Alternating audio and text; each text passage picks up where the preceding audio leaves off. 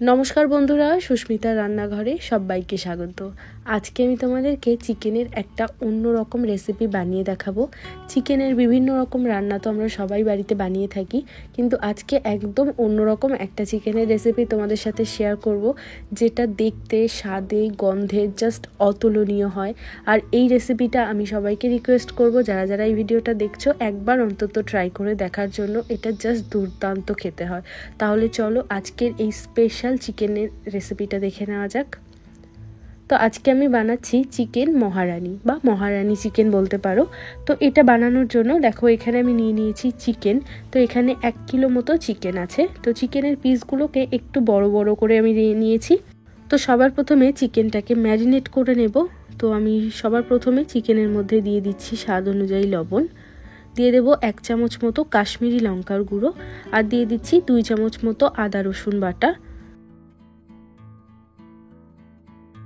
এবার এর মধ্যে আমি দিয়ে দিচ্ছি টক দই। এখানে আমি 100 গ্রাম টক দই নিয়েছি, আর টক দইটাকে ভালো করে আগে থেকে ফেটিয়ে নিয়েছি। তো এবার সমস্ত কিছু খুব ভালো করে এইভাবে চিকেনের মধ্যে মাখিয়ে নেব। তো চিকেনটাকে এরকম ম্যারিনেট করে আমাদেরকে মোটামুটি আধ ঘন্টা সময়ের জন্য রেখে দিতে হবে। হাতে যদি সময় থাকে 1-2 ঘন্টা ম্যারিনেট করে রাখাই যায়, বাট আমি আধ ঘন্টার জন্য ম্যারিনেট করে ফ্রিজে রেখে দেবো।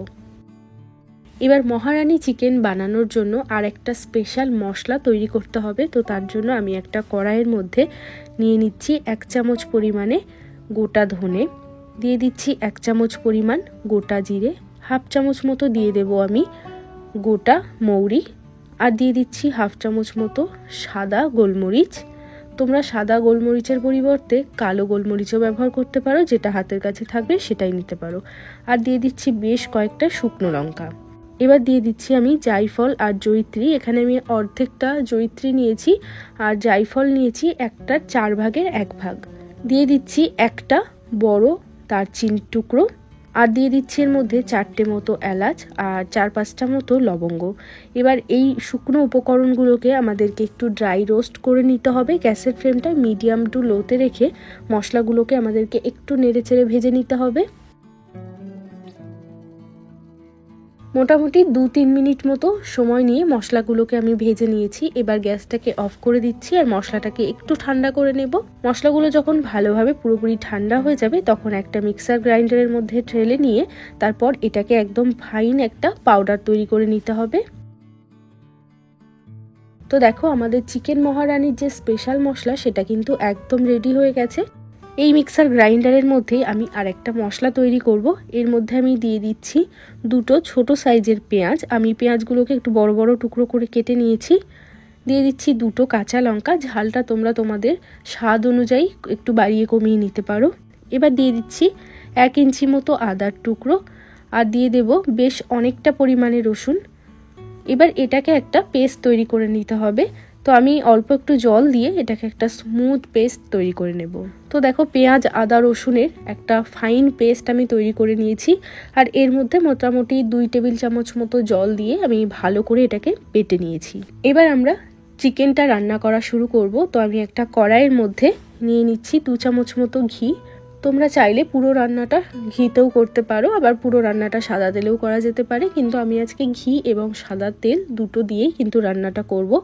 এবার এর মধ্যে আমি দিয়ে দিচ্ছি বেশ অনেকটা পরিমাণে সাদা তেল। এবার এর মধ্যে আমি দিয়ে দিচ্ছি একটা তেজপাতা।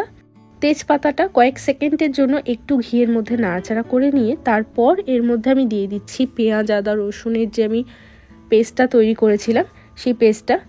এবার এই পেস্টটাকে আমাদেরকে তেলের মধ্যে দেওয়ার পরে মোটামুটি 3 থেকে 4 মিনিটের জন্য, বা যতক্ষণ না পেঁয়াজের যে কাঁচা গন্ধটা সেটা চলে যাচ্ছে ততক্ষণ পর্যন্ত একটু নাড়াচাড়া করতে হবে। আর খেয়াল রাখতে হবে এখানে যেন পেঁয়াজটা খুব বেশি ভাজা না হয়ে যায়।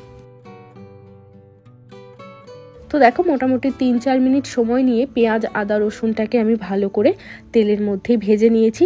এখন কিন্তু পেঁয়াজ আদা রসুনের থেকে কোনো রকম কাঁচা গন্ধ বেরোচ্ছে না। এবার এর মধ্যে ম্যারিনেট করে রাখা চিকেনটা দিয়ে দেব, এবং চিকেনের যে মশলাটাও ছিল এক্সট্রা সেটাও আমি দিয়ে দিচ্ছি। গ্যাসের ফ্লেমটা বাড়িয়ে 2 থেকে 3 মিনিটের জন্য এই মশলাটার সাথে চিকেনটা খুব ভালো করে একটু মিশিয়ে নেব। তো 2-3 মিনিট মতো আমি গ্যাসের ফ্লেমটা বাড়িয়ে রেখেছিলাম। এবার একদম লোতে রেখে দিয়ে আমি ঢাকা লাগিয়ে দেব মোটামুটি 10 থেকে 15 মিনিটের জন্য। তো যতক্ষণ চিকেনটা আমাদের রান্না হচ্ছে ততক্ষণে আমি একটা মশলা তৈরি করে নেব। তো একটা মিক্সার গ্রাইন্ডারের মধ্যে আমি দিয়ে দিচ্ছি মোটামুটি 7-8টা মতো কাজু বাদাম, আর এর মধ্যে দিয়ে দিচ্ছি আমি 1 টেবিল চামচ মতো নিয়েছি চার মগজের দানা, সেটাকে একটু ধুয়ে নিয়েছিলাম আমি। তো এবার এটাকে ভালো করে একটা পেস্ট তৈরি করব। তো তার মধ্যে আমি একটু দুধও দিয়ে দিচ্ছি। তোমরা চাইলে কিন্তু এটা দুধের পরিবর্তে জল দিয়েও এটাকে পেস্ট তৈরি করে নিতে পারো। তো দেখো কাজু এবং চার মগজের কিন্তু একটা খুব ভালোভাবে একটা পেস্ট তৈরি করে নিলাম। এদিকে আমাদের চিকেনটা কিন্তু 10-15 মিনিট মতো হয়ে গেছে। আমি ঢাকাটা সরিয়ে নিচ্ছি। তো এবার চিকেনটাকে একটু ভালো করে নাড়াচাড়া করে নেব। চিকেনটাকে ভালো করে নাড়াচাড়া করে নেওয়ার পর এবার আমি এই কাজু বাদাম এবং চার মগজের পেস্টটা দিয়ে দিচ্ছি। দিয়ে আবারও সমস্ত কিছু খুব ভালো করে নাড়াচাড়া করে নিয়ে তারপর এটাকে ঢাকা লাগিয়ে দেব আমি মোটামুটি 4 থেকে 5 মিনিটের জন্য। আর যেহেতু কাজু বাদাম দেওয়া হয়ে গেছে, এখন কিন্তু চিকেনটা তলায় লেগে যাওয়ার অনেক বেশি সম্ভাবনা বেড়ে যায়। তো মাঝের মধ্যেই কিন্তু ভালো করে চিকেনটাকে নাড়িয়ে দিতে হবে। তো মোটামুটি 5-6 মিনিট হয়ে গেছে, আমি ঢাকাটা সরিয়ে নিচ্ছি। এবার আমাদেরকে চিকেনটাকে ততক্ষণ পর্যন্ত একটু নাড়াচাড়া করে রান্না করতে হবে যতক্ষণ না চিকেনের থেকে পুরো তেলটা আলাদা হয়ে যাচ্ছে। মোটামুটি কিন্তু এখানে 7-8 মিনিট হয়ে গেছে চিকেনটাকে এইভাবেই আমি নাড়াচাড়া করে রান্না করছি। তো দেখো চিকেনের যে অ্যাকচুয়ালি কালারটা এসছে এখন, এটাই আমাদের দরকার। পুরো তেলটা কিন্তু আলাদা হয়ে গেছে, দেখেই বুঝতে পারছো। তো মশলাটা এবং চিকেনটা খুব ভালোভাবে কষে গেছে। এবার এর মধ্যে আমি দিয়ে দিচ্ছি আমাদের চিকেন মহারানীর যে স্পেশাল মশলা, যেটা আমরা আগেই তৈরি করে নিয়েছিলাম, সেই মশলাটা আমি 2 টেবিল চামচ মতো সেই মশলাটা দিয়ে দিলাম। আর বাকি মশলাটা কিন্তু চাইলে তোমরা এয়ারটাইট কন্টেনারের মধ্যে করে রেখে ব্যবহার করতে পারো। পরবর্তী সময়ে যখন তোমরা আবার চিকেন মহারানী বানাতে চাও তখন কিন্তু ওই মশলাটা দিয়ে আবারও বানাতে পারো। তো যাই হোক, চিকেনটাকে খুব ভালো করে মশলার সাথে একবার কষিয়ে নেব।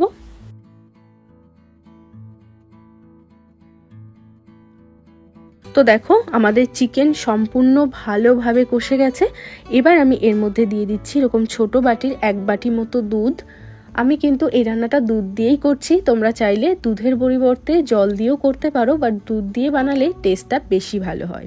তো চিকেনটাকে খুব ভালো করে এইভাবে একটু নাড়াচাড়া করব। আমি আরও 1/2 বাটি মতো জল এর মধ্যে অ্যাড করে দিচ্ছি। যেই বাটিতে করে আমি 1 বাটি দুধ দিয়েছিলাম সেই বাটিতেই কিন্তু আমি 1/2 বাটি মতো জল দিয়ে দিলাম। এবার একটু ভালো করে নেড়ে চেড়ে নেব।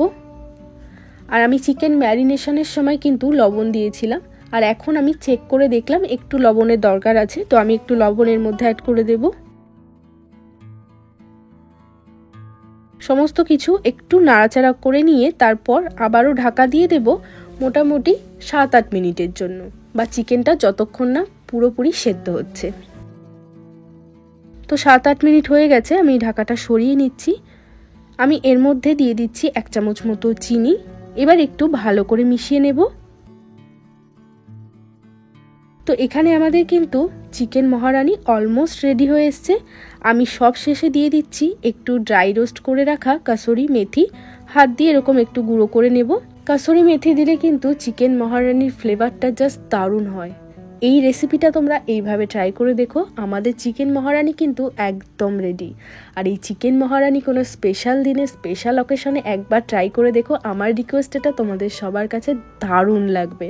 আর আজকের ভিডিওটা তোমাদের কেমন লাগলো সেটা কিন্তু আমাকে জানাতে ভুলো না প্লিজ। যদি ভালো লেগে থাকে তাহলে একটা লাইক করে দিও, আর চ্যানেলটিকে যদি এখনও সাবস্ক্রাইব করে না থাকো তাহলে প্লিজ সাবস্ক্রাইব করে নিও। সবাই ভালো থাকবে, সুস্থ থাকবে। আবারও আমি চলে আসবো অন্য কোনো ভিডিওর সাথে। বাই।